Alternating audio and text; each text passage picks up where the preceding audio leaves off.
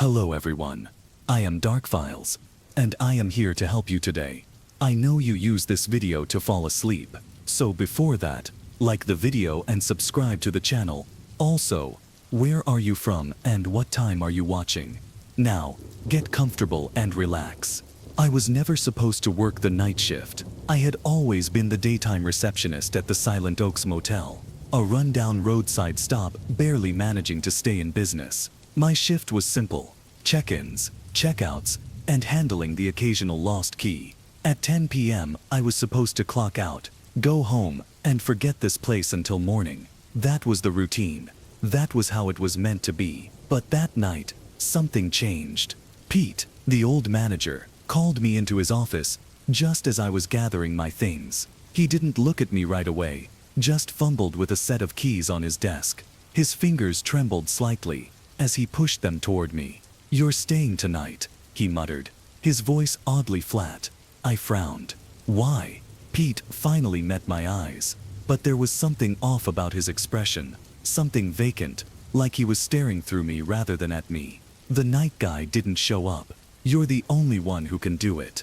His tone was firm, but distant, like he wasn't really there. I opened my mouth to protest, but the words never came.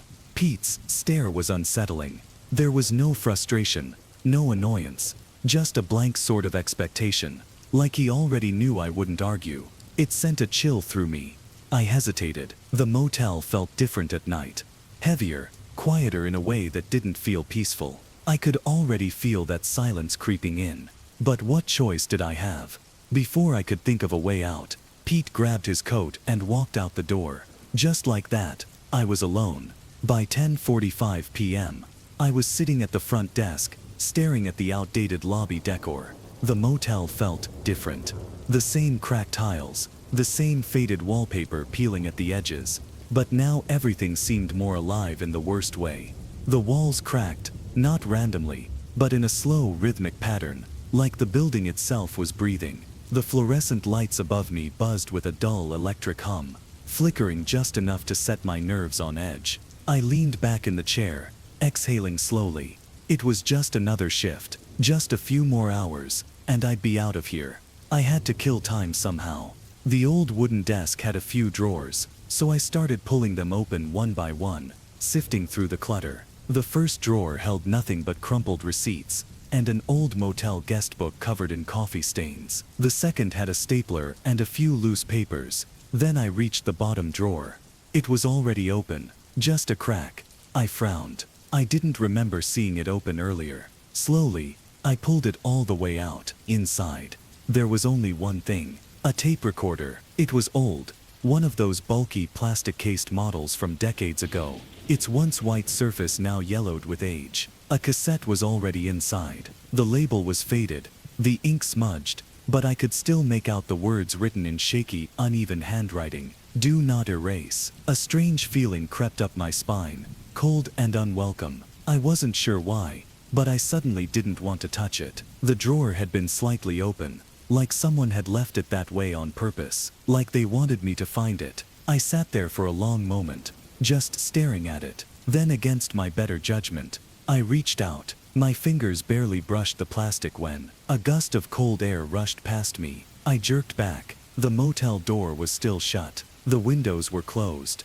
There was no draft. I swallowed hard. My heart thudded painfully against my ribs, but my curiosity was stronger than my fear. Slowly, I pressed play. The tape word, the static crackling through the speaker before a voice emerged. Low, strained, exhausted. "The voice in the tap is speaking now. If you're listening to this, that means you're on the night shift." The voice was male, tense, like he was holding back something worse than fear. "I don't know how much time I have left, but if someone else gets stuck here, maybe this will help." A pause. The silence between his words felt heavier than the static.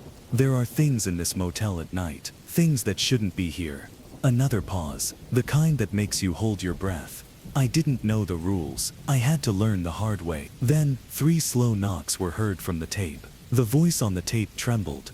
The first time I heard the knocking, I thought it was a guest. I gripped the desk. It was past midnight. I went to the door. My stomach clenched. A man was standing outside, pale, tall, wearing a suit. I felt a pulse in my throat. The voice continued. I asked if he needed a room. He didn't answer. I swallowed hard, my throat dry as if all the moisture had been sucked out of the air. A cold feeling crawled up my spine, making my skin prickle. Something about him felt off. Not just the silence, but the way he stood there, unmoving, like he was waiting for something. I should have shut the door. I should have walked away. The thought screamed in my head, a desperate warning, but my hands stayed frozen on the counter. My feet didn't move. Maybe it was curiosity. Maybe it was fear. Either way, I didn't turn away. Instead, I met his eyes, dark, unreadable, like staring into an empty void. Something about them made my stomach tighten. Still, I forced my voice to stay steady. Do you need a room?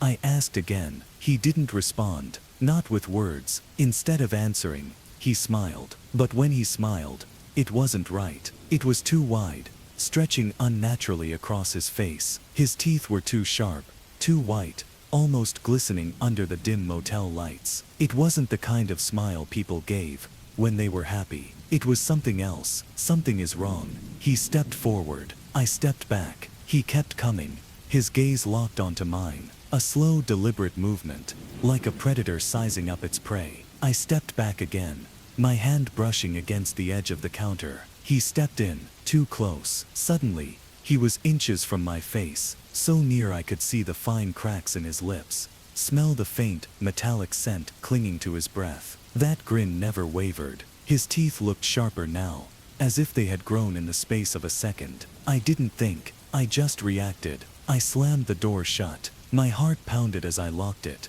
my breath coming in short, shallow gasps. For a moment there was nothing. Silence. Maybe it was over. Maybe he had walked away. Then scratch. A slow, deliberate sound. Scratch. Like nails dragging against the wood. A whisper of a noise, but somehow louder than anything else in the stillness of the night. And that's when it hit me. If someone knocks after midnight, don't answer. That's rule number 1. That's when I learned rule number 1. I thought it was over. I sat behind the counter, heart still hammering, ears straining for any sound, beyond the hum of the motel's old ceiling fan. The clock on the wall ticked away, each second stretching longer than the last. Then, at 1:33 a.m., the phone rang. The sudden noise nearly made me jump out of my skin. My pulse spiked. The motel phone rarely rang at this hour, and after what had just happened, I should have ignored it. But I didn't. I answered. That was my second mistake. The moment I lifted the receiver to my ear,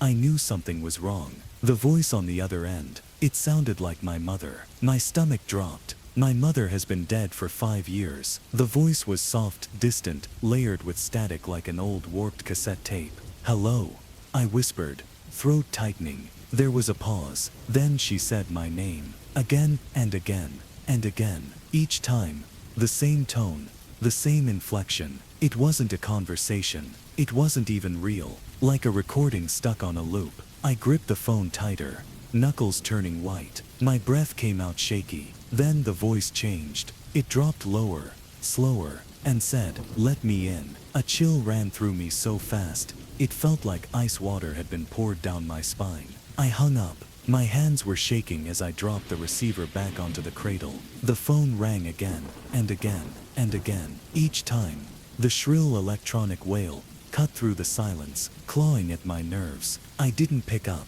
I didn't have to, because now, I understood. If the phone rings after 1 a.m., don't answer. That's rule number 2. That's when I learned rule number 2. The night dragged on, each second stretching into eternity. The silence pressed down on me like a weight, thick and suffocating. I sat frozen behind the desk, too scared to move, too afraid to even shift in my chair. Every sound, the distant hum of the vending machine, the creak of the old motel walls, felt magnified, unnatural. Then, at 3 a.m., the TV flickered. The screen, dead and dark just a second ago, flashed to life with a burst of static. A crackling broken hiss filled the air, making my skin crawl. I hadn't touched the remote. No one had. But the TV turned on by itself. My breath caught in my throat. The old motel television wasn't even modern. No automatic power on. No smart features. It should have stayed off, but it didn't. At first I thought it was just static. the white noise swirling in random chaotic patterns. Then the image sharpened. It was the motel security footage. I frowned, my hands gripping the edge of the desk. The cameras were meant to show the parking lot, the hallways, the back entrance, standard views for security. But something was wrong. The cameras, they weren't showing the parking lot. They weren't showing the hallways either. They were showing me, not me sitting at the desk. Me, standing outside, staring at the front door. A sick feeling spread through my chest. My body locked up. I stopped breathing. It was live footage. I was watching myself, but I was here. I was inside. I wasn't outside. The me on the screen was completely still, standing in the dim glow of the motel's neon sign. My head was tilted slightly downward, my arms limp at my sides, but my face was nothing but a blur. And then, the me on the screen started smiling. A slow, deliberate grin stretched across its face, too wide, too unnatural. Teeth glinted in the dim light. My stomach twisted, my pulse pounded in my ears. I wanted to look away. I needed to, but I couldn't. My eyes stayed locked on the screen, unable to tear away from the sight of myself, of something that looked like me, grinning like a hungry predator. That's when I learned rule number 3. If the TV turns on by itself, don't look at it. By the time 4 a.m. came, I was already a wreck. My hands were ice cold, my legs numb from sitting in the same position for hours. My entire body ached with exhaustion, but I didn't dare close my eyes. The motel was silent again, but it wasn't the comforting kind of silence. It was the kind that felt wrong, like something was waiting just out of sight, just beyond my reach. I thought maybe, just maybe, if I could make it to sunrise, this nightmare would end. But I wasn't prepared for what happened next. I heard my own voice calling from the hallway. A chill ran down my spine, so fast it left me lightheaded. It was me, my voice, calling for help. Help me. A raw, desperate please. The sound of someone crying. My voice, my cries, echoed through the empty hall.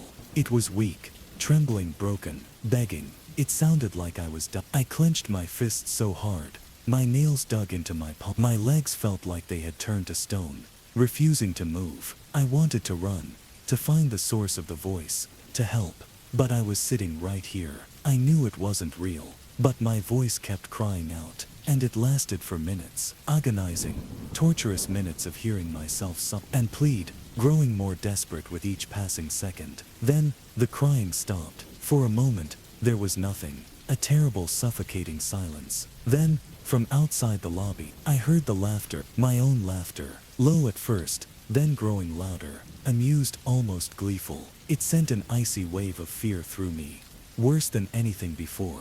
I was confused, terrified, unable to process what was actually happening. I sat there, my breath shallow, my heart hammering, and then I knew. This is rule number 4. No matter what you hear, do not leave the front desk after 4 a.m. By now, exhaustion had seeped into my bones. I needed to get out of there. But my shift dragged on, refusing to end. Every second felt like a lifetime. Then, at 4:45 a.m., I heard someone whisper my name, soft, almost gentle. My entire body tensed. It wasn't the harsh static of the phone. It wasn't the distorted, unnatural tone from the TV. It wasn't even the eerie mimicry of my own voice. This was different. It sounded human, familiar even, and it came from room 209. A sharp chill ran through me. That room had been empty for years. I knew that. The motel records confirmed it. The manager had warned me on my first day. The room hadn't been rented out since before my time. And yet the voice had come from there. I should have stayed put. I should have ignored it. But my feet were already moving. I stepped into the hallway. The corridor was dim, the overhead lights flickering faintly. The air felt heavier than before, thick with something I couldn't name. My heartbeat thundered in my ears as I moved closer, step by step, until I saw it. The door to 209 was open, wide open. Darkness pooled inside like ink, swallowing every detail past the threshold. But then, I saw someone standing in the corner. A shadowy figure, completely still. It didn't move, didn't react to my presence. I swallowed, my breath unsteady. The rational part of my brain screamed at me to leave, to turn around, to run back to the front desk, and never look back. But something made me stay. I forced myself to whisper, "Who's there?" For a second, silence. Then, it whispered back, "Come closer." The voice was soft, barely audible, like a breath carried on the wind. My breath caught, my chest tightened, every instinct in my body screamed at me to run. So I did. I turned and sprinted down the hall, barely aware of my own panicked footsteps echoing against the walls. I didn't stop. I didn't look back. I didn't care who or what that was. I reached the front desk, gasping for air, my hands shaking violently. That's when I learned rule number 5. If you hear your name from room 209, don't respond. I don't know if I'll make it to sunrise, but I need to say this before it's too late. There's a final rule, the most important one. If you're listening to this recording, and you hear breathing behind you, don't turn around. The sound of a ragged breath, not from the speaker, but from somewhere close, right next to the microphone. Then, a loud click. The tape ends. I sat there, frozen. The recorder was still in my hand, but my fingers had gone numb. The room was silent. I didn't dare move. The words from the tape echoed in my mind, looping over and over, like a warning. I had no choice but to obey. My heart pounded so hard it hurt, but I forced myself to breathe as slowly as possible. Then, carefully, I reached for my bag. My hands were trembling as I stuffed the recorder in some. I didn't want to touch it anymore. I didn't even want to look at it. I needed to leave. Now, I grabbed my keys off the counter, shoved the motel log into a drawer, without caring if it made a sound, and turned toward the exit. I was done. I was never coming back here. But then, I heard a ragged breath, right behind me. Every muscle in my body locked up. My throat tightened. I squeezed my eyes shut. "Don't turn around." The words from the recording burned into my brain like a brand. My hands clenched into fists. I wasn't breathing anymore. Then, click, the sound of the tape recorder. My stomach dropped. It had turned on by itself. I didn't move. I didn't reach for it. The static crackled, filling the empty space around me. Then, the voice came through. But this time, it wasn't his. It was mine. I don't know how it got there, but I didn't think much, and I ran, and I never went back to the motel. When I was in 4th grade, we moved from Clifton to a smaller town in NJ, near Elizabeth. For privacy purposes, I don't want to reveal the exact location, as it is not relevant to the story. This house was old, sort of run down, and not one of the first options my parents considered. It was better than our old living situation, so it ultimately became the house we lived in. From the very beginning, everything in the house was off. My siblings and I were too excited to notice anything wrong with it at first. To us, it was an extravagant house. It wasn't until we settled down that we started to notice weird things. Our room was at the attic. There were sealed and locked doors that were attached to the walls on the right. During the nights, they would rattle and shake, as if they were being pushed against. Me and my siblings joked that it was a creepy person who snuck in to live with us. We chalked it off as the wind making its way into the house. Next, we started to hear footsteps, scuttling, and crawling on the floor in the attic. It would mostly happen when our parents weren't home, or they were off working. It wasn't as terrifying as it would have been if we were alone. My siblings and I would just check the attic for intruders and move on. We eventually ignored the sounds from the attic. As the months moved on, around 5th grade was when things started to escalate. Items like spoons, keys, shoes, and clothes would go missing and then show up in weird places. I was always blamed for the missing items, as I was very mischievous, but my siblings knew it wasn't me. My mother eventually started to notice that items would even go missing while I was at school. Firmly planted and sturdy objects would start flinging or being pushed over too. A moment I will never forget, however, was when 2 dolls we owned started acting up. I never liked dolls, but these were gifts from my mother to my sister and I. We weren't the type to play with toys, but we still kept them out of gratitude. They were dressed in frilly dresses with hats and eyes that closed when you laid them down. They also had a built-in box that made them laugh when they were firmly squeezed. One rainy night, as cliché as it sounds, the dolls started to laugh. It was like a scene from a movie. The moon lit up the room, there was rain, lightning, and thunder outside. It was a very terrifying moment for me and my sister. One of the dolls started laughing, and the other soon followed before they slumped over on each other. My sister and I had a hard time sleeping that night. Even when those dolls were dropped, they wouldn't laugh. They had to be firmly squeezed. That night, the shaking of those doors seemed a little extra scary, and the faraway sound of scuttling I heard that night after my sister fell asleep was something I couldn't ignore.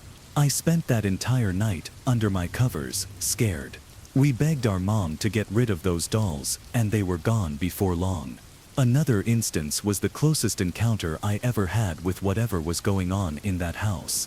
I was in 7th grade. My parents weren't home, and I can't remember what I was doing. I was drunk, but not too much. There was a wobble to my walk, but my senses weren't all distorted. Drinking had been my favorite pastime since my 5th grade summer, something I would indulge in when no one was home. I was alone in my room on my bed watching kids' shows on my phone as a child does. I was securely under my covers, enjoying the numbing feeling in my body when I heard a loud thump coming from the far end, or the room on the right. I ignored it and carried on. Then I heard walking, followed by scuttling and loud panting. It was like something really heavy was being dragged against the floor. I at first tried to rationalize as the imagination of a drunk person. Then I tried to reason that it was my dog, despite knowing it couldn't have been my dog. Whatever was on the floor was too loud and too big to be my dog. My dog was small, light, and couldn't even be heard on the carpet floor. The scuttling carried on, growing louder, quicker, and more frantic. I was hearing human gasps and groans as it got closer. I didn't dare move or peek from underneath my blanket. This was the closest I had ever heard it. The footsteps and scuttling always sounded far away, like it was never in the same room. As lame as this is, I never did end up checking or even moving. Instead, I ended up falling asleep to these sounds. After this encounter, I realized if my siblings and I were more diligent in listening to these sounds, we probably would have noticed the faint groans and panting that came with it. The faraway noises of whatever it was started to happen more often. They were never as close as they had been that night, but they were more unsettling. After that, nothing completely out of the norm happened. Things continued to go missing, the rustling of the doors continued, and the noises continued. We moved from that house when I was in 8th grade. After we moved, we talked about what was happening in that house. My parents revealed that they always felt off about the house. We had all experienced similar things and even heard the same things. As weird and strange things were in that house, I never felt like I was in mortal danger. I'd like to think whatever was scuttling on the floor was the spirit of a dead, wounded animal. After a long drive, I sit on the sand, squinting in the harsh sunlight. The sound of kids playing and the seagulls' cacophonous squawking blend together over the rolling waves. Saltwater and sunscreen sense the surrounding air around us. My dad and brother set up the umbrellas and chairs while I lounge. In the singular chair I set up. Yes, I know. I'm lazy. Oh, hey, did you see that picture they got of the moon? Jeremy says. He drops the umbrella in a hurry to grab his phone. In doing so, he cuts his arm on the metal pole. Jesus, watch what you're doing, says my father. At least I'm doing something. Part of me feels guilty. But what am I to do? It's not my fault he's always been a dumbass. And I've always been the favorite. Jeremy dusts sand off of the screen of his phone with his shirt. A goofy grin grows upon his face. I can tell he's excited to tell me something. I roll my eyes in anticipation. Says they found life. Can you believe it? Look at this. It looks human. Really weird. He shows me the picture on his phone. But it's in grainy black and white. It shares similarities with an ultrasound picture, which makes sense. Funny. I guess babies resemble aliens when they're first born. Jeremy certainly did. No, that's not real. I retort. No, dude. It's from NASA. That can't be right. I say. Come on, man, that even looks fake. You believe everything you're told. Last year you believed you spotted that skinwalker near Megan's house. I say, my nostrils beginning to flare. I did. He says, whatever, I say, rolling my eyes. I want to enjoy the beach, not argue. Jeremy huffs, putting his phone back into the chair, stuffing it into his sandy shirt, and picks up the sunscreen. Despite the arguing at the store, he insisted we buy this new brand, this mineral sunscreen crap. See, Jeremy's gotten into a wacky mindset. Now he's worried chemicals and artificial shit are in everything.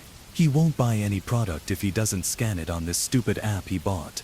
Yes, bought. I mean, who even pays for apps anymore? I digress. This stuff was odd. First, it was the color gray. Who'd ever heard of gray sunscreen? Second, it smelled of the ashes of a fireplace. If you had poured water on them, say 5 minutes ago. Real specific, I know. But that's the only way to describe that stench. Me, I refuse to use it. I'll stick to my harmful chemicals or whatever. Disgusted, I watch as he coats his body in this gray goop, mixing it with the sand that covers him. I can't help but laugh at how ridiculous he looks. As he reaches for his arm, he continues slathering the horrid concoction onto himself, not paying any mind to the gash he received. A few minutes earlier, he winces. Hey idiot, you have a cut there. You shouldn't put sunscreen on it. You should. I paused my words from the sight of pus pouring from Jeremy's wound. It's overflowing and has the texture of sea foam. What the fuck? Jeremy yells as his skin bubbles and turns green. With no warning, his body swells, taking on the likeness of a bloated whale. I dart back, knocking my chair over violently in the process. Dad, I shoot my father a concerning glance. Before I can say any more, boiling hot green goo splashes onto my father. In an instant, it melts through him, leaving a smoking, gaping hole in his stomach. I'll never forget that final look on his face, of pure confusion and fear.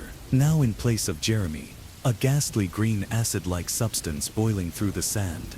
My own father lies slouched over in his beach chair, his charred entrails exiting the wound in his gut, coming close to passing out. I managed to be saved by pure instinct. I knew if I stayed on that beach any longer, I'd be dead too. Unshakable urges to vomit overcome my body as I trudge forward in the wet sand. Puke plummets out of my mouth, covering the sand beneath my feet. I think about how disgusting this situation is. However, I lack the ability to do anything about it. The sounds of beachgoers screaming fills the air, drowning out the relaxing waves heard not too long ago. It's spreading! In the distance amongst the chaos, I spot a man screaming in the waves, jolting his arms. Only where his arms should be were pulsing red tentacles made out of his blood. I knew we should have stuck with the regular sunscreen. In my escape, I noticed one man who seemed unfazed, dressed in unassuming beach attire.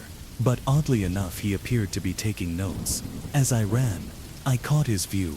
He raised his arm and pointed at me. I can see he's speaking to somebody, possibly on a headset. This caused me to sprint even faster. I made it off the beach, and am now sitting in the hotel room by myself, too shaken to even clean up myself.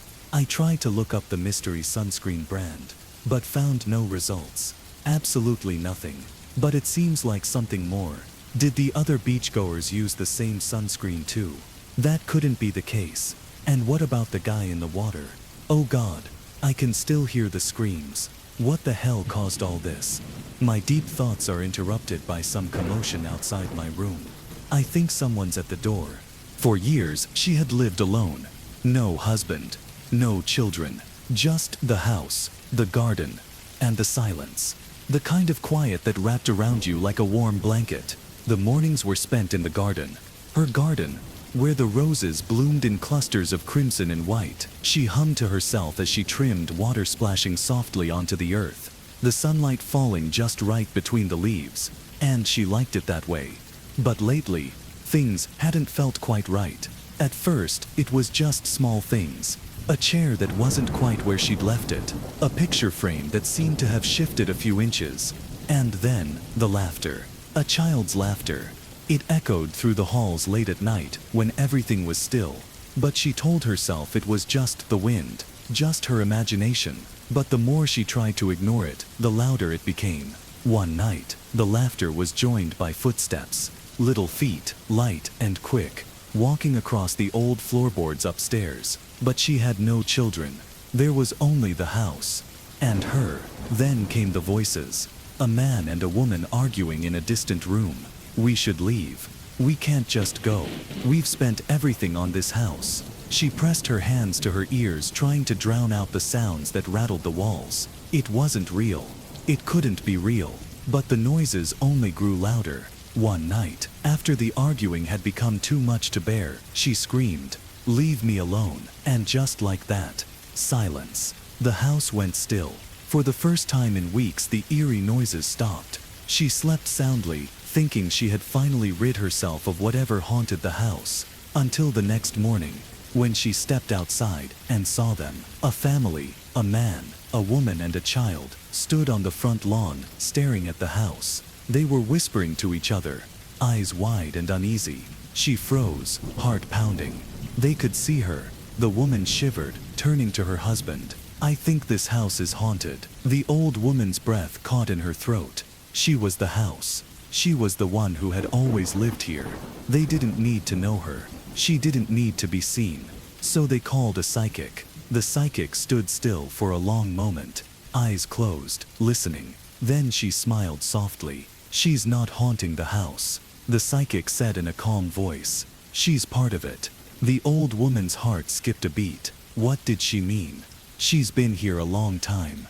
She doesn't know she's gone." The words echoed in her mind, but they didn't make sense. She was here. She had always been here, hadn't she? The psychic turned toward the garden, toward the roses that she had tended for so long. "She just loves the garden," the psychic said, her voice soft. The family stared at the garden, unsure of what to make of it. But the child's eyes were wide. She stepped forward, as if drawn by something invisible, and stared into the blooming flowers.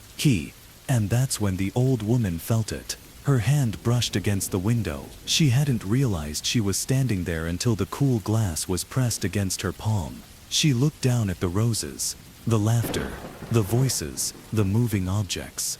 It had never been the house that was haunted. It had always been her. And as the wind rustled through the garden, the roses swayed with it, whispering softly in the breeze. But this time, the laughter was warm, like an old friend returning after a long absence. The house was hers, and she would always care for it. "I used to work at a McDonald's next to my neighborhood to supplement my husband's income. Student loans, credit cards, and child rearing all took their financial toll on us, and it soon became inevitable that I would have to get a job to help out. But that's another story altogether. The reason I'm telling you this is because of one particular customer we had during my brief stint working there, a regular. This customer is the reason why I never want to work at a McDonald's ever again. His name was Ryan, a mid-30s, well-to-do bachelor that worked in accounting or something for a big corporation. He would always come in towards evening on my Friday shift, and he would always order the same thing, 1 Big Mac and 1 Happy Meal to go. Well-dressed, well-groomed, but always a little tired. He would make idle conversation as he waited for his food. One time, I asked him why he always ordered a Happy Meal with his Big Mac. "Oh, it's because I have a special little girl waiting at home for me," he said, a weary smile on his face. "She's the reason why I come here every Friday night after work. It's like an early celebration of us spending the whole weekend together." I smiled as I took his order, telling him about my own son at home and how I wished he would never grow up so he could always be my sweet little boy. His face broke into a wide grin. "I hope my little girl never grows up either. I wish she could stay sweet and young forever." That was several weeks ago. Ryan stopped showing up 2 weeks before I quit my job. I didn't think much of it, and was soon caught up in the frantic swing of things again. It wasn't until my husband came home late from work one night, visibly shaken and disturbed, that I realized 2 completely different people from completely different parts of my life would intersect in the most unexpected and horrible way. As I said, my husband came home late, quietly unlocking the door and heading to the kitchen. I put my book down and went downstairs to meet him, making sure not to wake up my sleeping 6-year-old as I passed by his room. I saw my husband looking through the refrigerator, moving things aside as he searched for this night's leftovers. As I watched him, I saw him suddenly stiffen at the sight of my son's Happy Meal box, which contained the few fries and nuggets he hadn't finished from earlier that day. I approached him from behind as I saw him curl his fingers into a fist, slowly pulling away from the bright red box adorned with the iconic golden arches as he rubbed his other hand down his face.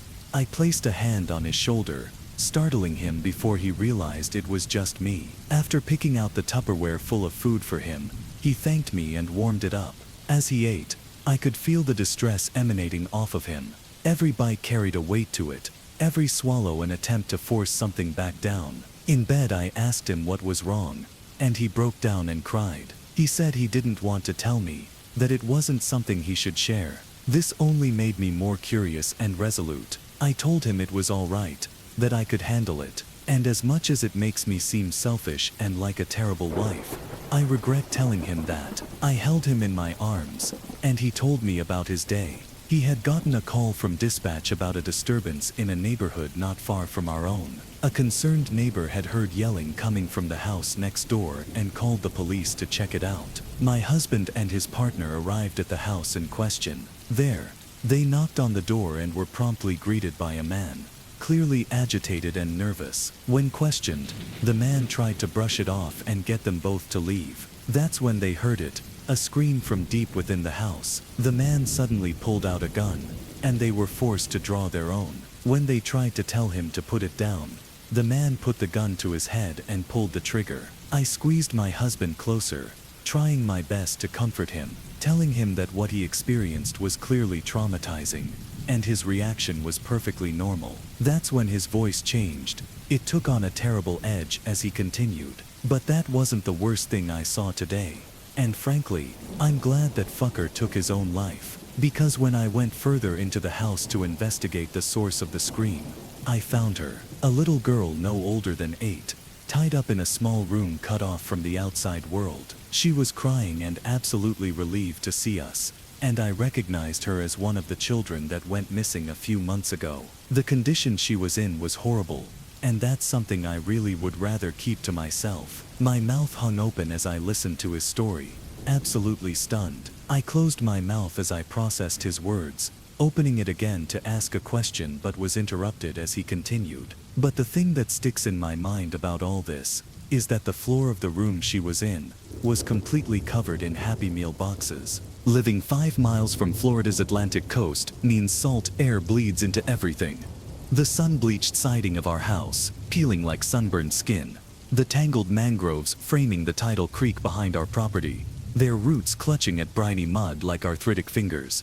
Even the ice cubes in our freezer taste faintly of the ocean, as if the sea had seeped into the tap water while we weren't looking. Dad's 27-foot center console, the salty Serenity, might as well be a 4th family member. Her hull is pocked with barnacle scars, her vinyl seats cracked like desert earth.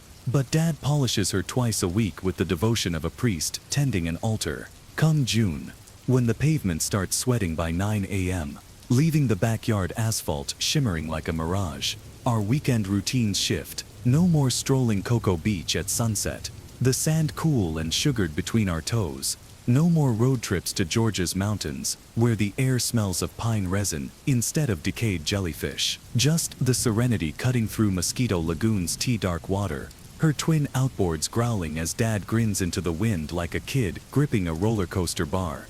His baseball cap flipped backwards so the brim doesn't snap off in the gale. That Friday in July clung to us like wet gauze, the kind they'd press over a wound to staunch bleeding. Humidity hung pregnant over the intracoastal, thickening the air until dragonflies moved through it like swimmers fighting a riptide. The dock's wooden planks wept beads of condensation, and the rope lines sagged, limp as dead eels. Cicadas screamed in the palmettos, their drone rising and falling like a theremin's whine. Mom hovered in the kitchen doorway, her knuckles white around a ginger ale can. Her seasick armor, she called it, though we all knew the cure wasn't working today.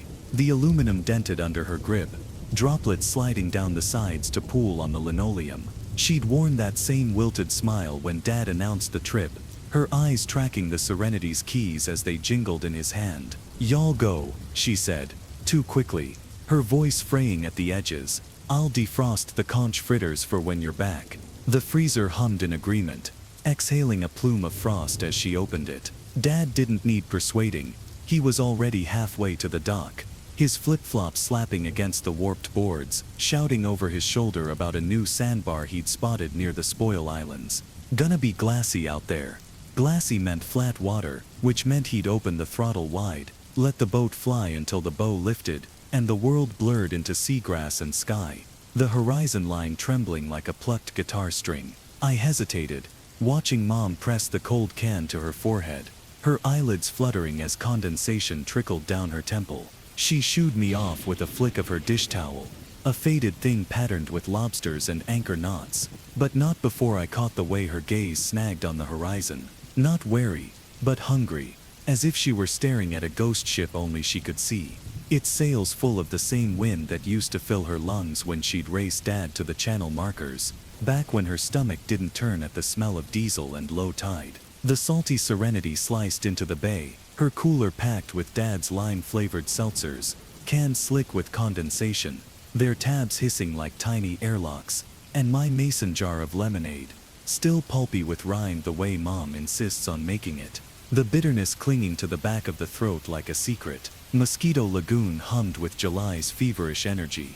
Jet skis zigzagged like water striders, their wakes crisscrossing into lace, while toddlers shrieked as mullet leapt silver arcs over their inflatable rafts, their scales catching the light like flung nickels. From Sharky's shack, its roof patched with license plates and fishnets sagging with plastic crabs, the tinny thump of Zac Brown band covers drifted across the water, the chorus of knee-deep warring with the guttural croak of bullfrogs in the sawgrass. Dad docked at their warped pier with a captain's flourish, the Serenity's hull kissing the pilings with a groan, and tossed the rope to a sunburned teenager, whose shoulders blistered tomato red beneath peeling tattoos of anchor ink. The kid nodded like they'd rehearsed this 100 times, his bare feet gripping the splintered wood with the ease of someone who'd never known shoes. Time dissolved. We ate blackened mahi tacos that burned our tongues, the charred edges crumbling into our laps, their heat cut by dollops of mango salsa so bright it tasted like summer itself. We laughed as pelicans dive-bombed for our discarded lime wedges,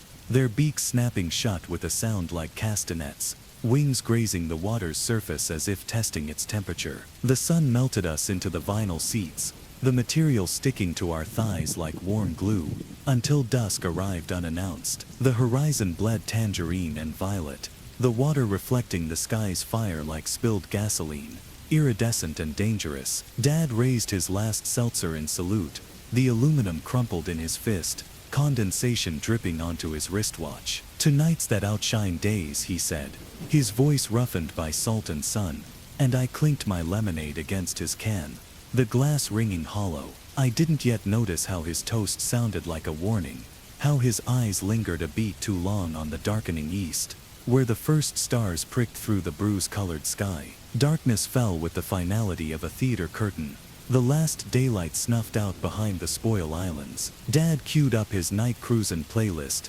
Springsteen's Growl, Seeger's Gravel Road Rasp, that one CCR song he swears every boat needs, and cranked the volume until the bass vibrated in my molars, the speakers buzzing like hornets in a jar. We glided into the unlit stretch beyond the channel markers, where the lagoon widens into a black mirror, the mangroves reduced to jagged cutouts against the moonless sky. The Serenity's running lights painted emerald ripples on the water, their glow dissolving inches below the surface as if the lagoon drank the light whole. The air turned crisp, carrying the sweetness of night-blooming jasmine, thick as syrup tangled with something sharper, metallic like a penny held on the tongue. It clung to the back of the throat, a taste that wasn't quite a taste.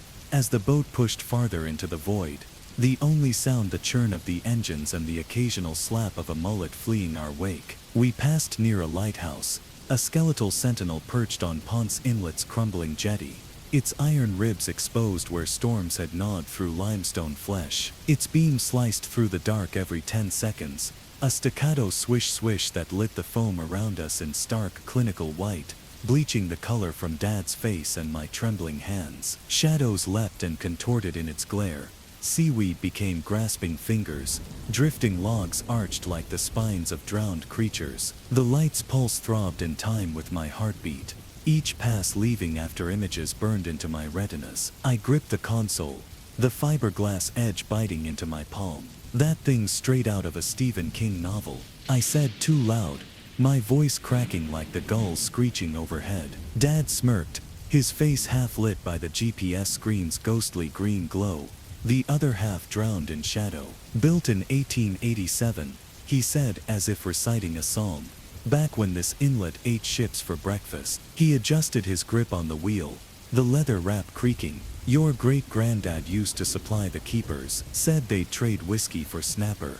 Fresh snapper, not that freezer-burnt crap. He nudged me, his calloused hand rough on my shoulder, the salt-stiffened fabric of his shirt scraping my neck. Relax, kid, only ghosts out here are the ones we bring with us. His laugh was a dry thing, lost to the growl of the engine, but his thumb tapped the throttle twice. Quick and restless, the beam swept over us again. For a heartbeat, the lighthouse's brickwork seemed to ripple, its mortar oozing black as crude oil, rivulets crawling downward like veins. Then darkness swallowed it whole, leaving only the aftertaste of that image, a wet, glistening rot. I blinked, but the tower stood inert again, its cracks and fissures frozen in the brief glare. The air smelled different here, the usual brine undercut by a dankness, like the inside of a storm drain after a flood. Dad killed the engine. The salty Serenity's hum died abruptly, leaving a vacuum of sound so thick I could hear the blood rushing in my ears. The click-click of cooling metal from the outboards. The boat swayed,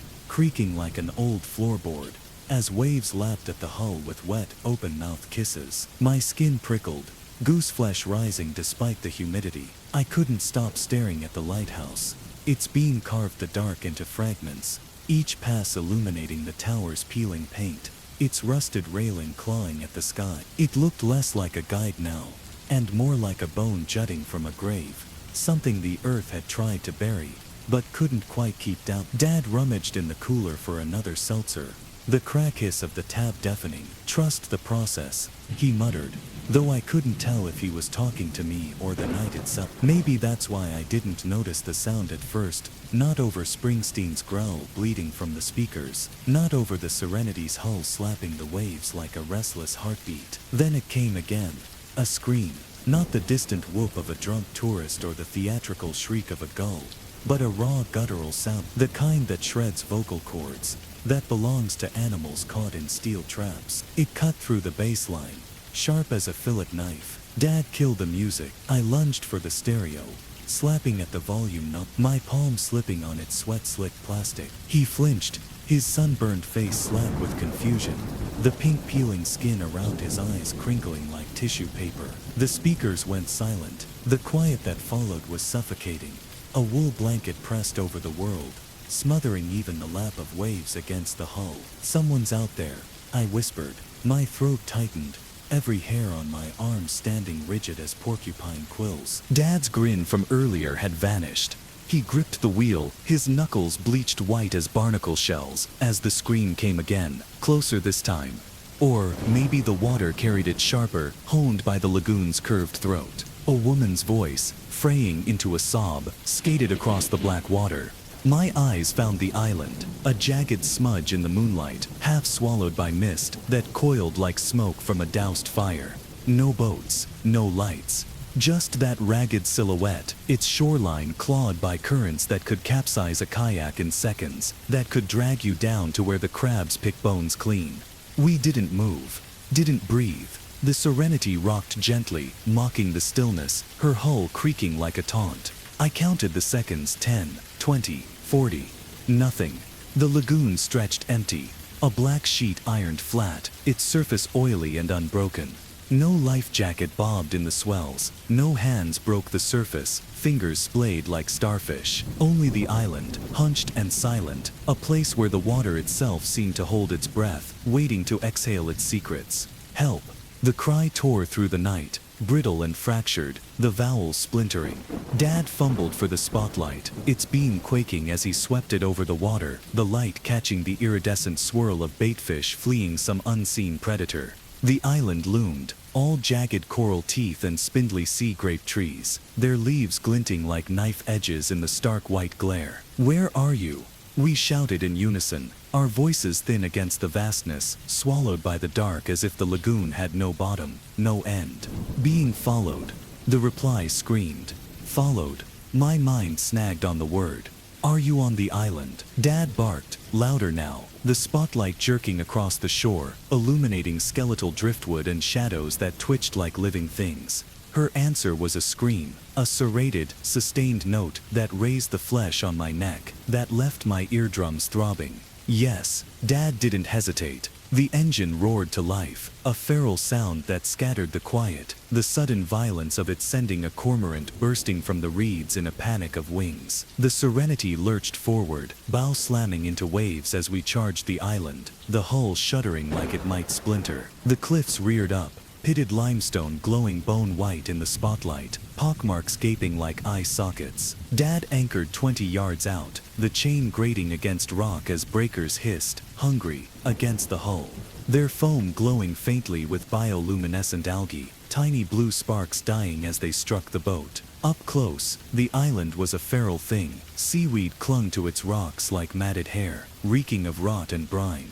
The trees leaned at cruel angles, roots exposed like tendons, their bark slowing off in leprous patches. No footprints marked the narrow beach, no torn fabric fluttered in the branches, just wind hissing through sawgrass, a low, wet sound, like the island itself was breathing. We pulled on the boots Dad had stashed in the Serenity's compartment, stiff rubber reeking of mildew, soles treadless as dolphin skin. Climbing out shirtless, the rocks bit into my palms, sharp as crab claws, while the boots slipped on algae-slick stone, each step a gamble.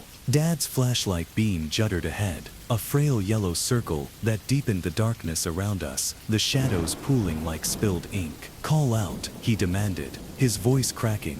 The beam swept over gnarled trunks, over tide pools glinting like 1,000 watching eyes, their surfaces trembling with the scuttle of translucent shrimp. No one answered. The chill that crept up my spine wasn't the night's doing.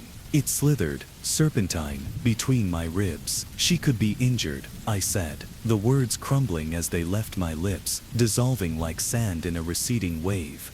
Or, trapped. Dad's jaw tightened, the tendon flickering like a fishing line under strain. He swung the flashlight beam inland, its light fraying at the edges as it cut through the undergrowth, exposing spiderwebs strung between sea grape leaves, their silk glinting like nooses. We moved in tandem, boots crunching over shells and driftwood, shouting hello, into the void. Each call dissolved into the wind, unanswered, the island drinking our voices whole.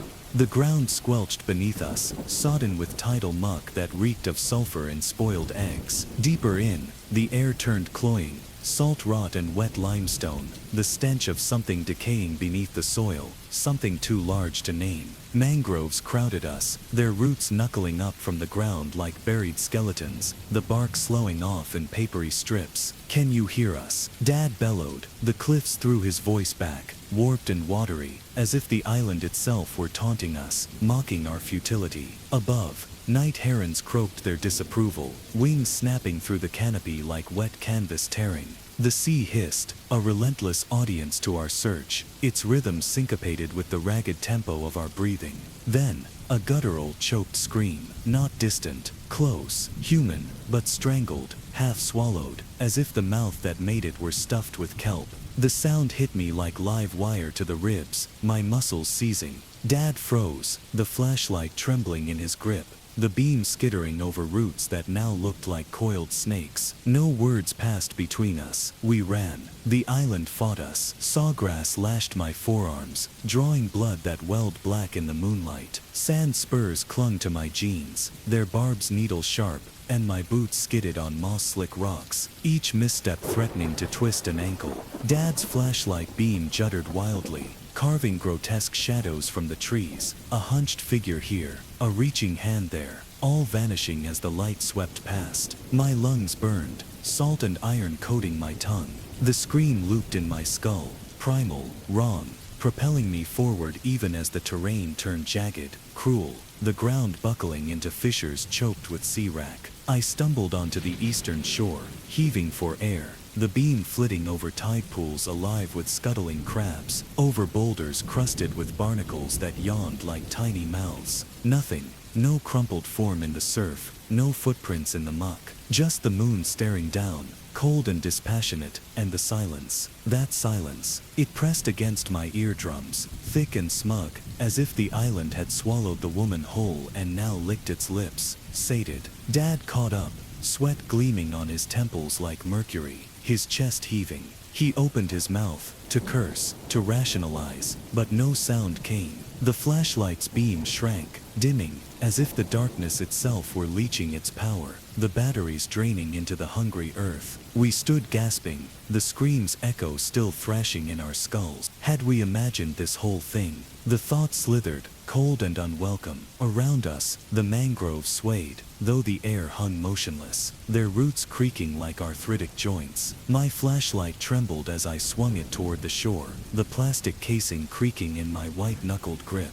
The beam carved a trembling path through the dark, scattering shadows like roaches fleeing a struck match. The light caught on strands of seaweed dangling from mangrove branches, their tendrils swaying though the air hung utterly still. And there, where the surf gnawed at the rocks, foam hissing between jagged teeth, it stood. Not human, not animal, a thing of angles and voids, its silhouette a mockery of anatomy, as if a sculptor had assembled bones at random and called it done. Moonlight glazed its emaciated frame, ribs like sides curving inward, joints knotted and inverted, legs spiraled as if wrung by giant hands. Its skin, if it was skin, glistened wetly, reflecting the beam in oily streaks, the surface rippling like mercury disturbed by a fingertip. The head lolled backward, neck tendons straining like ship's rigging, as it stared into the moon's glare, with lidless eyes, pupilless voids that swallowed the light whole.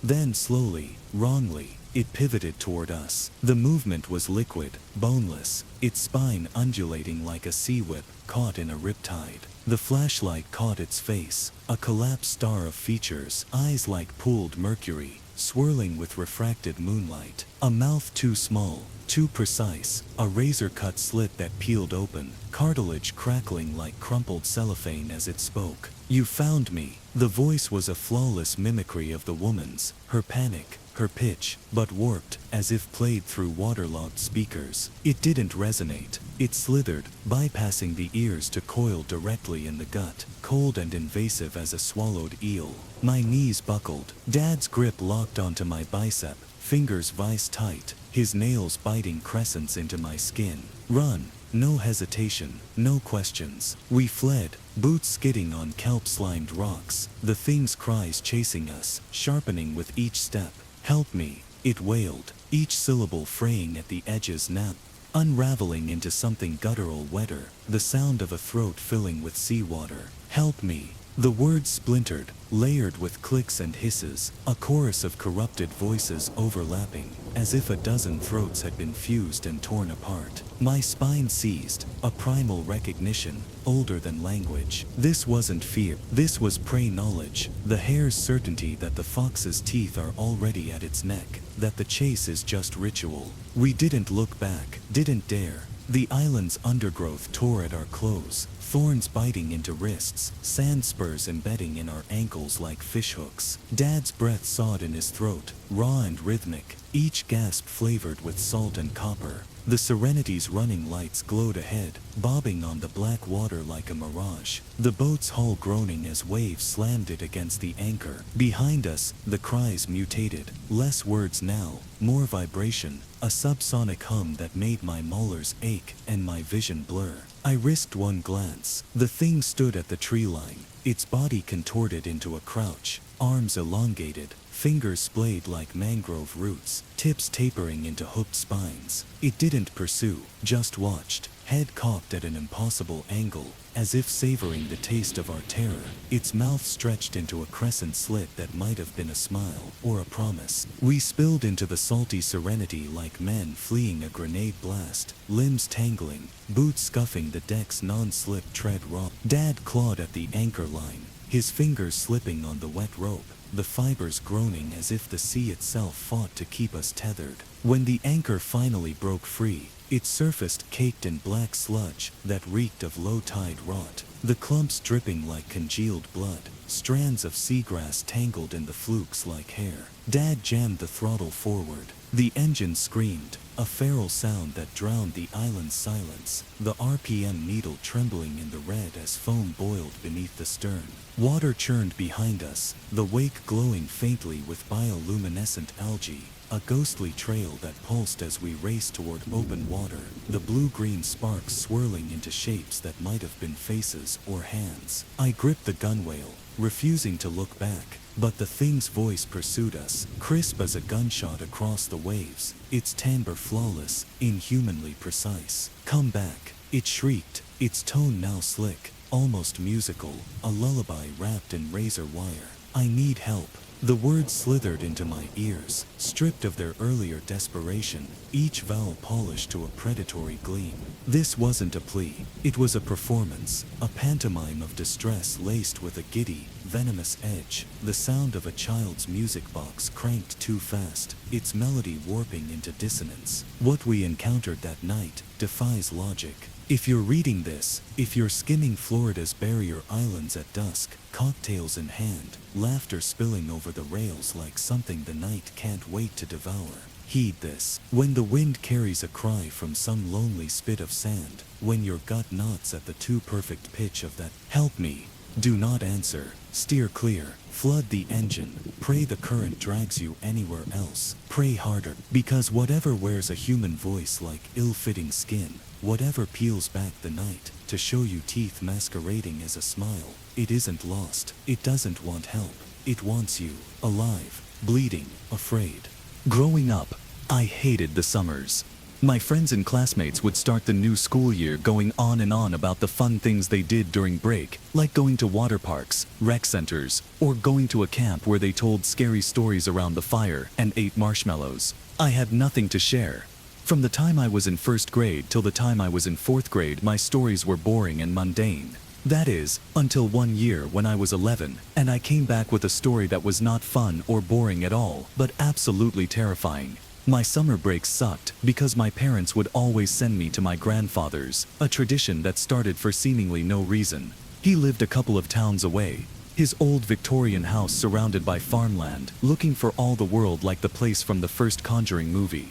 There was even a creepy forest of birch trees and a still, murky pond nearby. Grandpa was a tall, skinny and pale man with a bald head that reminded me of a big speckled egg, large hooked nose that reminded me of a witch's, and beady dark eyes that never seemed to sparkle with joy at anything, not even the sight of his grandson who he only saw once a year. He dressed in dull colors all the time, sweater vests and button-ups with these slacks I thought people only wore when they went to church or attended a funeral. He was quiet and clearly didn't like people. He would yell at any visitors and had a "beware of dog" sign even though he hated dogs. He had no pets. The sign was just to ward off trespassers. Living there for a few consecutive months was torturous for a modern kid like I was. His TV was one of the few left that had a large back and an antenna. Most channels were not available, and whatever kids show I could watch were either super religious, like poorly animated Bible stories, or lame learning programs for toddlers, like Coco Melon, but somehow more unbearable, and from the 90s Sow. The only other things I could do was either read a book, play with the 2 toys I was allowed to bring, or go outside and play. Not before doing my chores though, of course. Each Sunday, he took me to a church in the closest town, and throughout the week he forced me to assist him with various volunteer jobs here and there, like at the soup kitchen, or handing out resources to the homeless outside. I know that doesn't sound too bad, but being out in the sweltering sun with absolutely no shade, handing out sample deodorants and food cans to the needy, was hellish for a kid who just wanted to watch cable TV and play his Nintendo DS that he sadly had to leave at home. Every night, we prayed before bed and said grace before every meal. The meals themselves were quite bland. My parents were great cooks and all his food was poorly seasoned in comparison, and mostly boiled until they took on a pale, unappetizing color. While he wasn't the most affectionate grandfather in the world, I did have the sense that he cared for me. He just was one of those people who didn't exactly know how to show it, I guess. He always asked if my dinner was good after I ate the last bite, and I always lied and told him yes.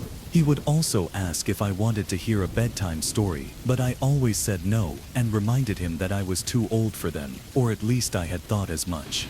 The summer before I would start 5th grade, something unexplainable happened. He changed. When my mom dropped me off, parking her beat-up Cadillac in the yard and pushing me towards the door, I felt something was off about the whole place. I couldn't put my finger on it, and I remember looking around as Mom and I stood on the porch and she knocked and no answer, and thinking, it's so quiet. I didn't hear birds or squirrels, the breeze we felt earlier was gone, meaning the trees were still, and I couldn't even hear toads croaking by the pond. Finally, Grandpa answered the door, peeking through a crack. He looked shaken. There was an expression on his face I'd never seen before. He seemed paler than usual, and his eyes were opened a little wider than necessary. He looked at us as if he'd forgotten that we were coming, as if I hadn't come on the same day every year, as if Mom hadn't spoken to him over the phone a week in advance like she does each time. "Dad, are you okay?" Mom asked. Grandpa blinked, as if coming back to reality. He shook his head and opened the door wider. "Sorry, I was only sleeping." I immediately knew he had to be lying. He always got up at the same time and stayed awake all throughout the day until bedtime. He always stuck to a strict routine, and if anything threw him off that routine, he would get angry and become silent for the whole day.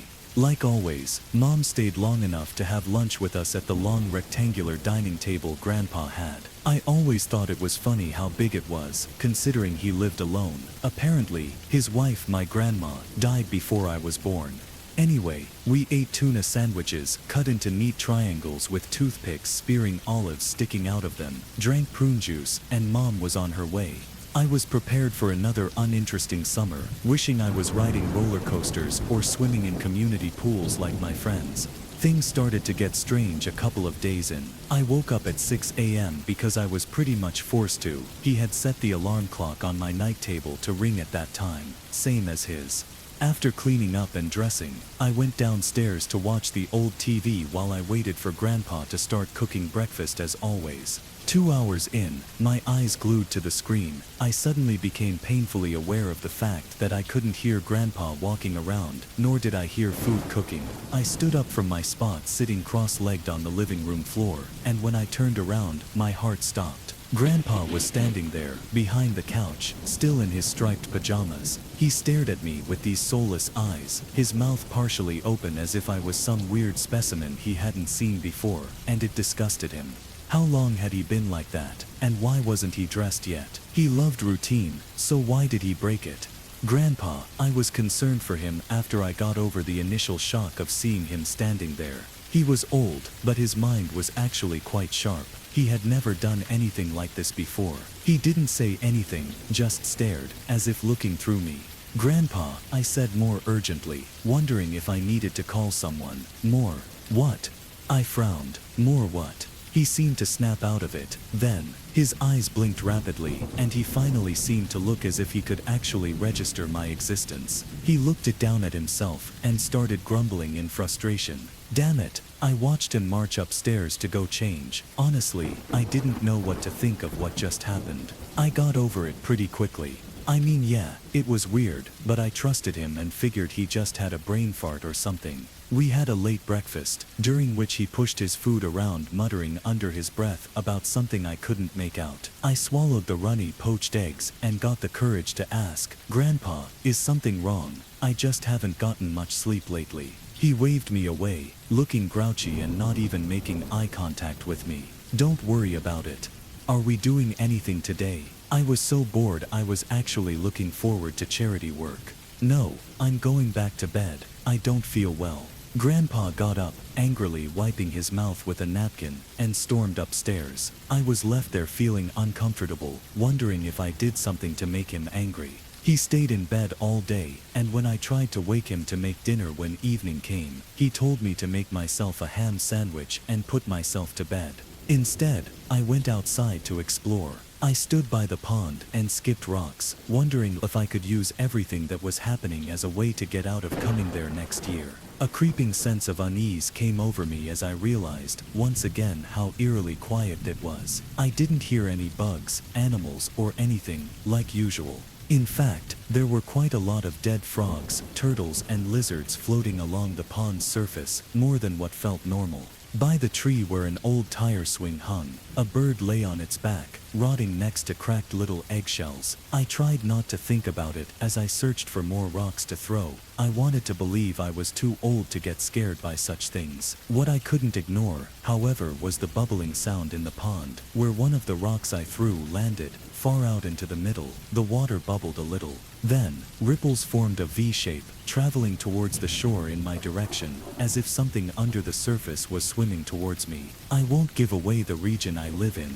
but we don't have many gators or crocs around here, and judging by the movement of the water, it seemed too big to be anything else. I turned and ran to the house. When I made it to the porch, I spared a quick look at the same time as I opened the door. Now, there was a split second between me looking and me running into the house. During that very short time frame, I could have sworn I thought I saw something round poking out of the water, close to shore. It didn't look anything like a gator. In fact, it almost seemed like the upper half of a head sticking out and peering at me, like someone was swimming in that dirty old still pond. When I went into Grandpa's room to alert him, he was already awake, standing at his window looking down into the yard. His window faced the pond, so I wondered if he could see it, but when I stood beside him and followed his gaze all the way down to the water, I saw nothing. He didn't say anything. He was staring into space again. "Grandpa, is there something in the pond?" I asked, still breathing hard from running. He didn't answer me.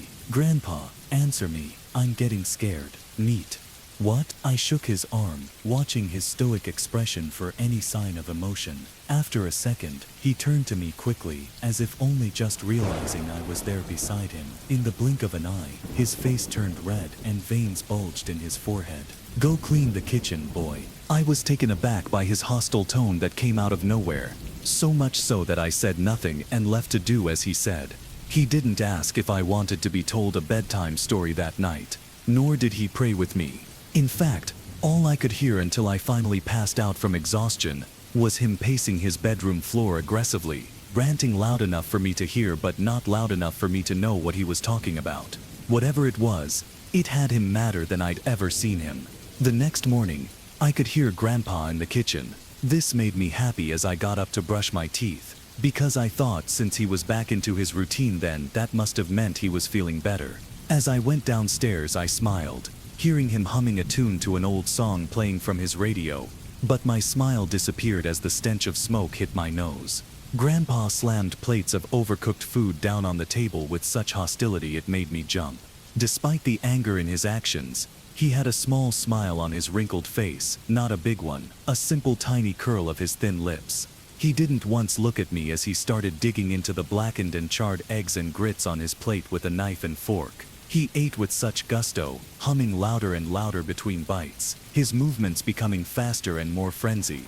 He sliced and sliced with his knife and stabbed with his fork, the sound of the metal scraping against china grating my ears. I watched him, too afraid to ask what was wrong and too afraid to leave the table because I knew the rule was that I had to be excused first and I didn't want to make him angrier.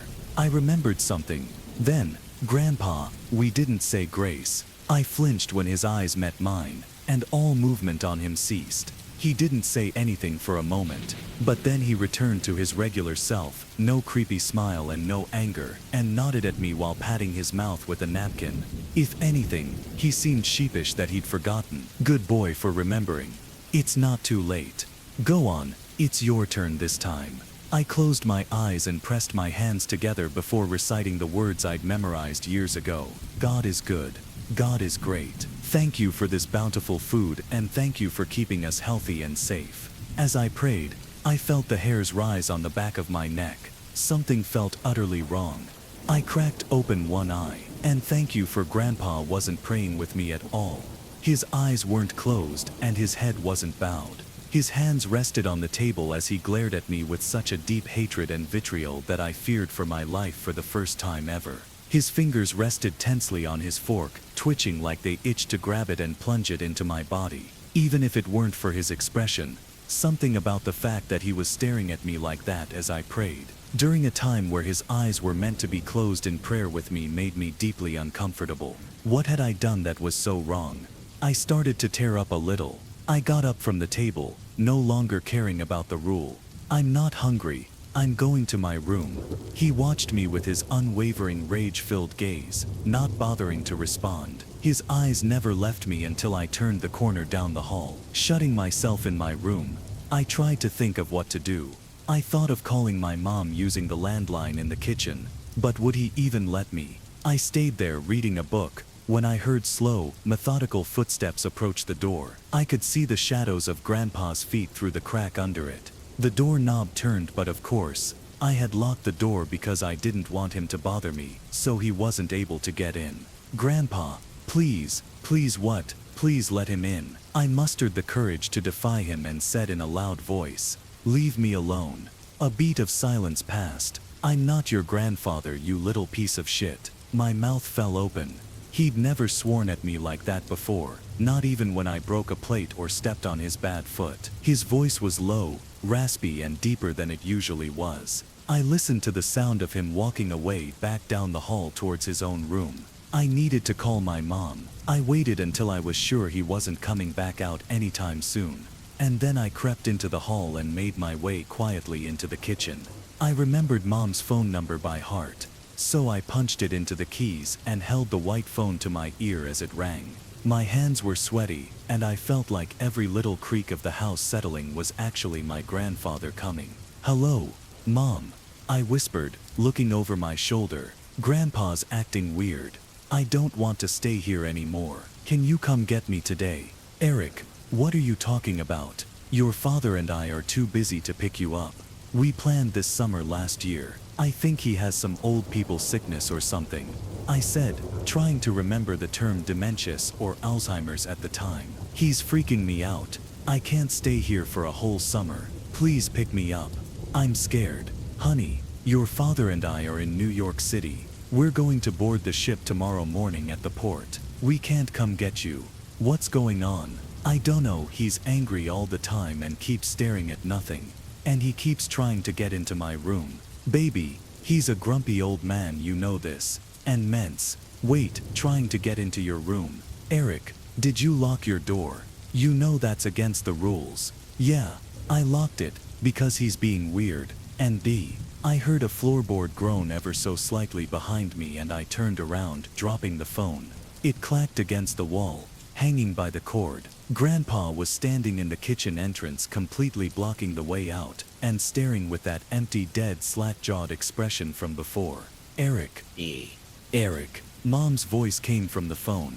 The corners of Grandpa's lips yanked up into a demented smile, showing yellowed, rotten teeth. I don't remember him having. In fact, I specifically remembered that he always prided himself in his hygiene and meticulously brushed and flossed his teeth twice, sometimes even 3 times, a day. Now they looked like they were ready to fall out, brown ooze dripping from the top row. He advanced towards me, shuffling like a zombie, and I let out a little yelp and dodged him, running out of the way. I turned and realized, my heart going wild in my chest, that he wasn't after me. He simply went over and picked up the phone, slowly bringing it up to his face, his eyes, more dark and cold than a shark's, never leaving mine. "Charlene." I stood in the kitchen entryway and listened to their conversation, feeling more helpless than ever. "Oh no need to worry yourself, my dear. All is fine and well. The boy and I simply had a disagreement." He grinned at me as he saw my face fall. "Oh yes, I'll make sure he behaves from now on. You just relax at home.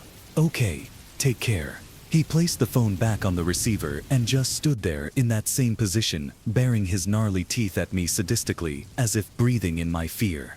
There were no words.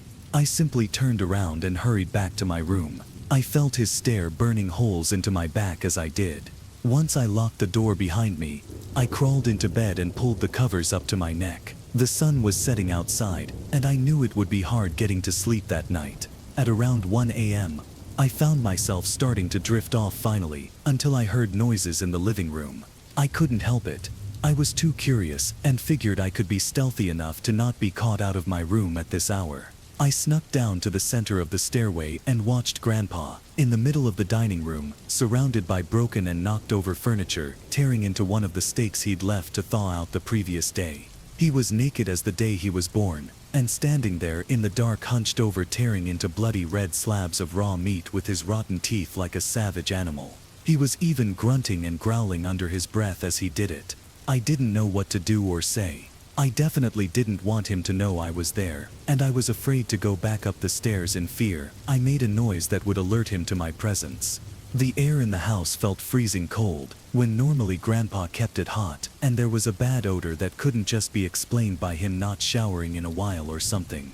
It smelled like rot, and it certainly wasn't the once frozen meat. I also noticed that the things that were hanging on the dining room wall had been taken down. The Last Supper painting was lying on the floor with rips and punctures in it, and the holy crosses lying there with it, burned in some places as if he'd held a lighter to them or something. Above all, the detail that stood out the most to me was that he was soaking wet. Now, I hadn't heard the bath running at all, so the only other explanation was that he'd been in the pond. The dirty wet footprints leading from the slightly ajar front door supported my theory. It was then that I knew for sure that something paranormal may have been happening to him. This was beyond an episode of dementia or something, or at least that's what my preteen brain thought at the time, since Grandpa was extremely religious and would not dare do that to the symbols of Christianity around his house. This had to be related to the thing I saw in the pond. I started slowly making my way back up the stairs. Thankfully, he didn't hear me, and I carefully shut the door and locked it. Once that was done, I quietly started gathering my things. I changed out of my pajamas into street clothes I would feel comfortable running in, and packed my backpack so I wouldn't have to return. My plan was to go to the neighbors a couple miles up the road. I never met them. I just saw the house pass by during trips in the car with Grandpa, and saw that it was a family with 2 parents and a couple of kids too young for school. I was going to tell them that I felt unsafe and that Grandpa needed help, and give them my mom's number. All I had to do to make this plan work was get out of the house without him noticing me. I waited in bed for a couple of hours until I heard all the noises cease. I wasn't out of the clear entirely though, because Grandpa didn't go back upstairs to sleep in his room. I heard him open the front door, and it seemed like he hadn't returned by then. I looked out my window, which faced the side of the yard where the pond started, but saw nothing. I even opened the window a crack to see if I could hear him out there, but I heard nothing. Absolutely zilch. Not even crickets and cicadas chirping, an owl, a bat, nothing at all. The world was silent and dead, making me feel like I was the only one in it. The only one aside from my disturbing grandfather. I eventually gathered myself to the point where I could leave the room without passing out from fear. I silently went downstairs through the dining room, into the living room, and out the wide open front door. I looked around while standing on the porch. Seeing that the yard was empty instilled me with much needed confidence. I speed walked across the front lawn, and I made it exactly to the middle when I heard the water from the pond burbling. I looked in that direction. Of course, I could barely see anything, since I didn't have a flashlight and the moonlight was not very bright at all. I did hear something though. An old man's voice whispered, reaching my ear closely, as if carried by the breeze. "Summer isn't over, Eric." I ran towards the road, and made a sharp left turn. I could hear him laughing, cackling like a madman, as sounds of something emerging from the pond, water splashing, cut through the silence. I ran until I couldn't feel my legs and my lungs felt like raisins. I heard wet feet slapping the asphalt behind me, as something followed me, but I didn't dare look. Eventually, the sounds faded away, but I couldn't tell if it was because he stopped chasing me, or because of how loud my heart was pumping in my ears. It felt like a lifetime, until I reached that house I remember seeing. The lights in the windows slowly turned on, as I banged on the door urgently, crying for help. This area was more lively, with fireflies glowing, and toads croaking, and general nightlife chorusing around me, as it should. The mom and dad of that family let me sit on the couch, and gave me something to eat and drink as they called my parents and the police. Arguably, this is the worst part of the story, even though it takes place after I escaped. When the police came to check on my grandpa, they didn't find him in the house at all. He was in the pond, and he was dead. He had been dead for quite a while. Actually, since the night I came. which obviously didn't make sense, but the evidence was there. His corpse was decayed, the process being hastened by the hot summer sun, naked and bloated as it bobbed in the pond. My family didn't sugarcoat this to me at all, being that I kept insisting the police were wrong, and that he was alive that night. I brought up the phone call, and Mom denied it even more. She refuses to believe that even happened, to the point she yells at me when I bring it up.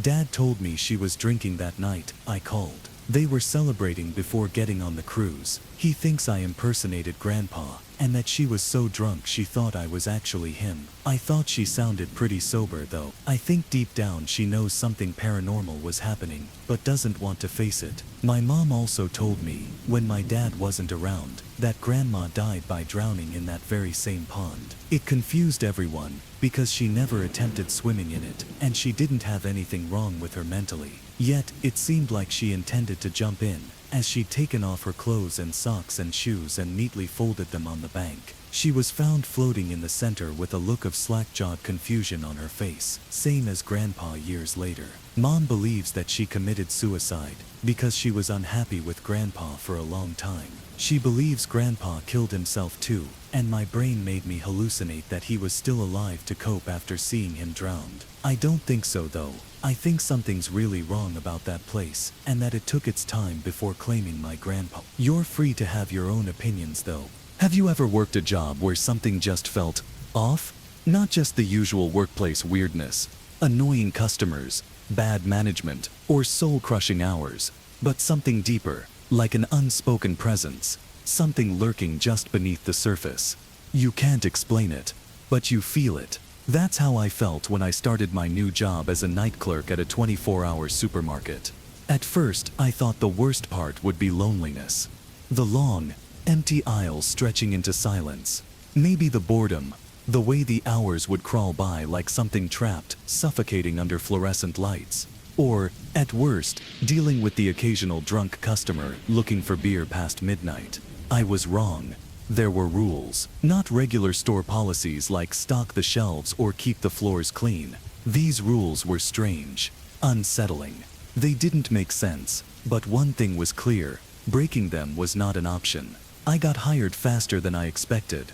No background check, no real questions, just a brief meeting with the manager, an old guy named Gary, who looked like he had seen far too many night shifts. He sat behind the counter, his fingers tapping against the cheap laminate surface in a slow, steady rhythm.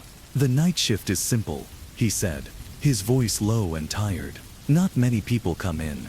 You stock the shelves, watch the security monitors. That's it." Seemed easy enough, until he reached under the counter, pulled out a folded piece of paper, and slid it toward me. "Follow these rules," he said, his tone sharper now. "Don't question them. Just do exactly what they say." I picked up the paper, expecting it to be a list of store policies, emergency procedures, closing duties, stuff like that. But as soon as my eyes landed on the first rule, something in my stomach twisted. Rules for the night clerk: if you see a man in a long coat standing in aisle 3, do not approach him, do not acknowledge him. He will leave at exactly 2:16 a.m. If the phone rings more than once between 1 a.m. and 1:15 a.m., do not answer it. Let it ring. If a woman with wet hair enters the store and asks to use the restroom, tell her it is out of order. No matter what she says, do not let her go inside. Check the bread aisle at 3 a.m. If a loaf of bread is missing, immediately lock the front doors and hide in the break room until 3:17 a.m. Do not look at the cameras during this time.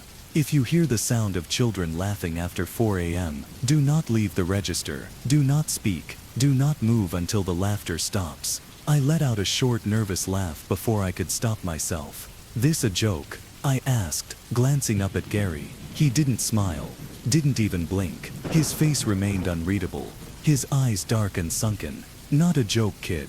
His voice was flat. "Just follow the rules, and you'll be fine." And with that, he turned and walked toward the back office, leaving me standing there, keys in hand, paper in my grip, my pulse thrumming like a warning bell. The first hour passed without incident. A couple of late-night customers drifted in, grabbed snacks, paid, and left without much conversation. The store was eerily quiet, the kind of quiet that made you hyper-aware of every flicker of the lights. every distant hum of the refrigerators in the back. I restocked the cereal aisle, wiped down the counters, kept an eye on the security monitors, expecting to feel ridiculous for worrying about a silly list of rules. Then, at exactly 1:07 a.m., the phone rang. A sharp mechanical chime cut through the silence. I froze. The rule flashed in my head. If the phone rings more than once between 1 a.m. and 1:15 a.m., do not answer it. Let it ring. But it was just the first ring. Maybe it was nothing. A wrong number. A prank. I reached for the receiver. My fingers brushed against the plastic. The line went dead. The ringing stopped. I exhaled, shaking my head. Maybe this was all just some weird initiation prank for new employees. Maybe Gary got a kick out of freaking people out. Then the phone rang again. 2 rings now. I stared at it. My hand hovered over the receiver. A cold feeling crept down my spine. What's the worst that could happen if I answered? Then, on the security monitor, something shifted. My breath caught in my throat. A man was standing outside the store, just barely out of view of the cameras. He wasn't moving. He wasn't pacing or looking at his phone like a normal person. He was just standing there.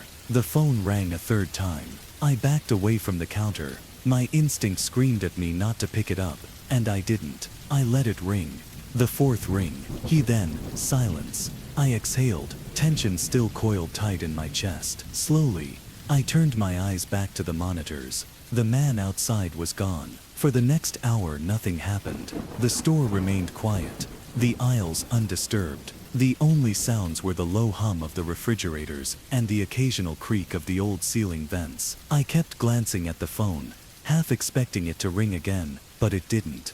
I told myself it was just a coincidence. Some late-night weirdo lurking outside, a misdialed number, nothing more. But I wasn't in the mood to take chances. The uneasy feeling from earlier refused to fade. Instead, it grew, settling deep in my gut like a warning. I didn't understand what was happening, but one thing was clear now. I had to take the rules seriously. So when the clock hit 2:15 a.m., I turned toward aisle 3, and he was there, a tall man in a long coat, standing perfectly still, facing the shelves. A shiver crawled up my spine. My grip tightened around the edge of the counter. Do not approach him. Do not acknowledge him. He will leave at exactly 2:16 a.m. My gaze darted to the security monitor. 2 hours 15 minutes and 34 seconds. The numbers glowed ominously, steady and unblinking. I held my breath. Seconds dragged by, each one stretching longer than the last. My heartbeat pounded against my ribs. The man didn't move, didn't shift, didn't even seem to breathe. He stood there, staring at the shelves as if he was waiting for something, or someone. The lights gave a brief, uneasy flicker, and in that split second, my eyes caught the security monitor. 2:16 a.m. The aisle was empty, just gone, like he had never been there at all. No footsteps, no flicker of movement. One moment, he was there. The next, he wasn't. I sucked in a shaky breath, my hands clammy against the counter. Had I imagined it? Was this some elaborate prank? Or had I stepped into something I wasn't meant to see? A chill settled over me, a creeping, suffocating weight in my chest. I felt like I had mistakenly stepped into another world, one where the normal rules of reality didn't apply. I didn't want to check the bread aisle. Every instinct screamed at me to stay put, to pretend none of this was real. But I had already ignored the phone rule, and I wasn't about to make the mistake of doubting another. The rules existed for a reason. Swallowing the lump in my throat, I forced my legs to move. Step by step, I made my way toward the bread aisle, my breath shallow and uneven. Then I noticed asterisk, asterisk, asterisk, asterisk. One loaf was missing. The air left my lungs. I didn't think, didn't hesitate. I spun on my heel and ran. My feet barely touched the ground as I sprinted to the front, heart hammering in my ears. I slammed the locks on the front doors, then bolted for the break room. My hands shook as I flicked off the lights and collapsed into the corner, curling into myself. The store was silent. Too silent. The kind of silence that makes your skin prickle, that makes you feel like something is waiting just beyond the edge of your vision. Then, at exactly 3:05 a.m., the security monitor in the break room flickered on. I did not touch it. The screen buzzed with static for a moment, then cleared, showing the bread aisle. Someone was standing there. No, something. It was too tall.